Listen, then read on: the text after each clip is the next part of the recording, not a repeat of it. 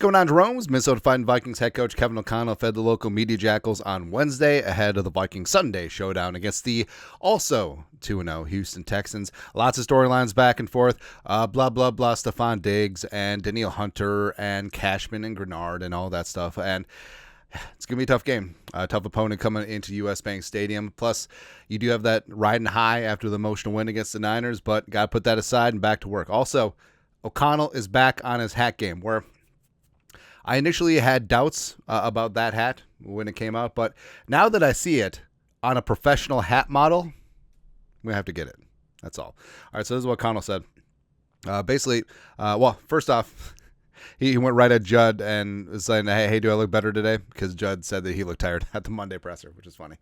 Props to DeMeco Ryans, building the Texans around the right things, having immediate success last year, win the division. Oh, O'Connell knows a thing or two about that, win the division as a rookie head coach. But the Texans, immediately, they played tough physical football, and it's exactly how DeMeco Ryans wants to play. And they have to prepare similar to the first 2 weeks, talk about discipline, where they had a long time leading up to week 1 against the Giants, and then you had to stress week 2 taking off against the number 1 team in the NFC. But now, can't have that emotional hangover. Got to get back after it. It's a long-ass season. Every single game matters, and got to get it, especially at home. Also, speaking of the Niners game, so tight end Nick Muse does have a small fracture in his hand, placed on short-term IR. So Nick Muse, who recovered the game-sealing onside kick, did that with a broken hand. Football guy. I love Nick Muse, man. To fill his spot on the 53, the Vikings have elevated running back Myles Gaskin, who had been a practice squad elevation the first 2 weeks, so he'll be RB3 as well as a kick returner in the mix. Slinging Sam Darnold, putting in that work, and also has responded well to adversity.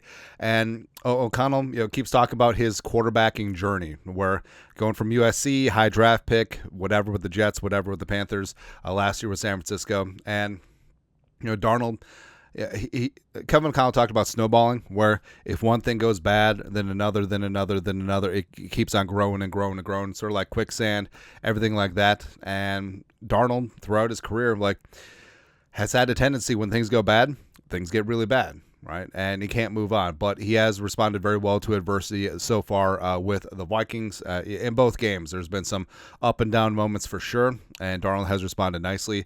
Having a great supporting cast, great coaching staff around him also certainly helps. Plus, it's funny. So O'Connell talk about his time as a starting NFL, well, not starting, but a NFL quarterback. And he said, if snowballing wasn't a thing, I wouldn't be talking to you guys. I'd be retired on a beach somewhere. Which is kind of hilarious, man. Also, he was asked about the Flores defense blitzing less. Last year, they blitzed 51.5% of the time. This year's down to 12.9%. But he talked about it's more of a feature than a bug, where it's a lot more about matchups on the back end.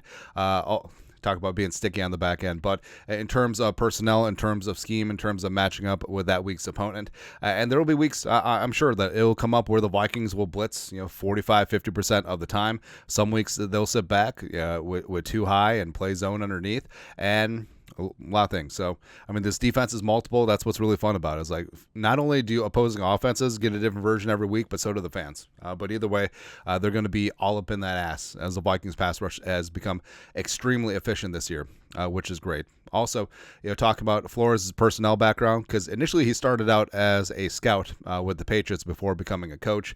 Helps in assessment, and I think that's absolutely fair.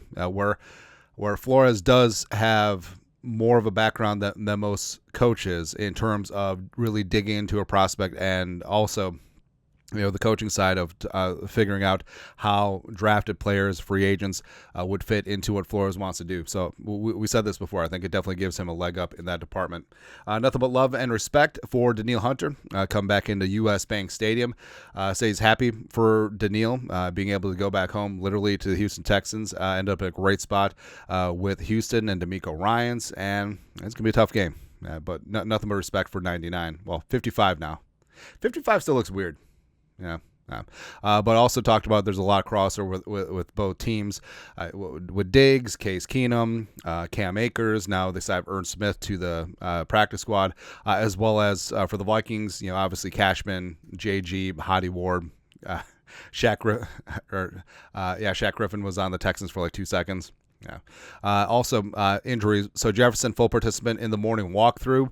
They're going to play it by ear and be smart about it during practice. But he does want to play. And overall, like everything around Jefferson's quad injury has been positive, and easily could be a spot where he's limited, but still is a full go on Sunday. And yeah, I think that's probably going to be the likely case. For Addison, still in that day-to-day world, they haven't put him on IR, which I guess is a good sign, but I still doubt that he's going to be suiting up on Sunday. And, it's another big-time opportunity for Jalen Speedy Naylor, who, even after Addison gets back, needs to stay in the picture. Props to C.J. Stroud. Arm talent, can make all the throws, prepared. Talked about him during the draft process last year. He's a large-bodied quarterback, can take some hits, can move around, always keeping his eye downfield, is accurate, will stand in, deliver a good ball. Plus, talking about how he played big-time games at a big-time school certainly factors in. The moment is never too big for him, and that talks to his experience as well as his preparation. So, yeah, C.J. Stroud is going to be a dude, man. Well, he already is a dude. Talks about how immediate impact is difficult to do in this league. So I think a little bit that was talk about Bryce Young, but not talk about him, and also sort of hedging, J.J. McCarthy for the future. I'd also shouted out Texans quarterbacks coach Jerrod Johnson for working with Stroud over his last 2 years. Jerrod was initially an assistant quarterback coach with the Vikings on Kevin O'Connell's initial staff in 2022. The pride of Texas A&M. Hey, Jerrod Johnson was a damn dude at Texas A&M. Had a bunch of Aggies records, but you know who broke all of them? Kellen Mond. Didn't work out.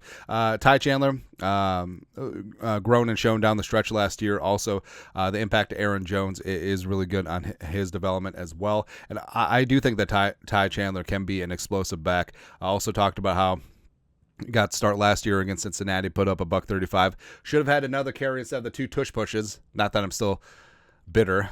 Yeah. And O'Connell did confirm that it was a halfback pass at the end against the Niners. He chided himself for not remembering to tell the officials before the play. It's like, hey, there can still be defensive pass interference and illegal contact even on a halfback pass, which I love that you sort of like grease the skids like that. Yeah, but the thing I love most is that was a high leverage spot, and the Vikings were looking to go up 2 scores, and they were already in field goal range, so you don't want to take that off the board. But touchdown's the kill shot, right? And I really respect that Kevin O'Connell was confident enough in his players, confident enough for them to execute. Just an absolute spot where no one would have expected it. And if Munt had been held, like I think that's 6. I think that's a touchdown right there. So I love the huevos. I love the confidence that Kevin O'Connell has. Like, hey, normally we would pucker up. We'll just dive it, run the clock, and have Reichard hit a field goal. But now let's end this thing now. I kind of love it. Man. But that's it. Kevin O'Connell's Wednesday presser. Let us know your thoughts, our thoughts, his thoughts. You guys are the best you know what to do. Skull production value.